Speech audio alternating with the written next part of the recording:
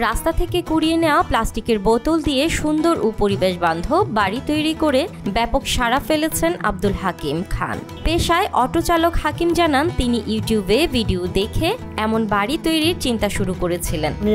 আমরা তখন মনে করছি পাগলা ফুলের লোক ইস্কারি করি, এখন বোতল দিয়ে ঘরটা তৈরি করলে খুব ভালো দেখা যায়, এরকম ঘর করার আমারও ইচ্ছা আছে। প্লাস্টিকের বোতলে বালু ভর্তি করে সিমেন্ট দিয়ে তৈরি হাকিমের পরিবেশ বান্ধব এই বাড়িটি এলাকায় যেমন প্রশংসা পাচ্ছে, তেমনি কৌতূহলেরও জন্ম দিচ্ছে।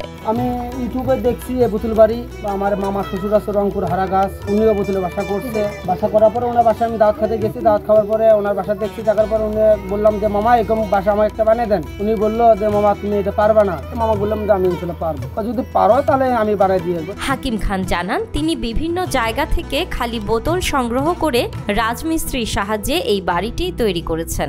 অনেক পরিশ্রম করে অনেক জায়গায় ভাঙড়ি দোকান থেকে বিভিন্ন এলাকা থেকে বোতল সংগ্রহ করছি, সংগ্রহ করার পরে মিস্ত্রি ডাকছি, ডাকার পরে রমজানে আসে কাজ করে গেছে, দায়িত্ব ইনশাল্লাহ আর কাজ শেষ পর্যায়ে শেষে।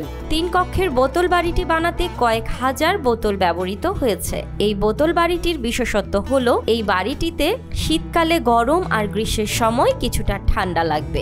যেমন শীতকালে আর কি একটু একটু গরম লাগবে বোতলের বাড়ি, আর গরমকালে একটু একটু ঠান্ডা লাগবে। আর যেমন আমার এই পুরে 45 ফিট মানে রুম 3টে, 45 ফিটে আমার বোতল গেছে 18,865। শুরুতে গ্রামবাসী তাকে পাগল বললেও এখন পরিবেশ বান্ধব বোতল বাড়ির জন্য প্রশংসায় ভাসছেন সবাই। ওই বোতল টোতল সংগ্রহ করতেছি অন্য থানে থানে দোকানপাটে, মানে পাগলগুলোর মতো, মানে আমরা করছিলাম এই পাগল হচ্ছে, এখন দেখা যায় সবাই আসে দেখে, এখন ভালো দেখা যায়। হাকিমের বোতল সংগ্রহ স্থানীয়দের কাছে নিছক ছেলে মানুষই ছিল, তবে এখন এই বোতল বাড়ি দেখে সবাই বেশ উচ্ছ্বসিত। কুড়িয়ে নিয়ে এসে আমরা মনে করছি লেখরের বাবা না, এখন যে ঘর দিচ্ছে দেখি এখন নিজেরও খুশি, বলে হোক না হয় নাম হবে বলে আমার ভাসতে এটা করছি।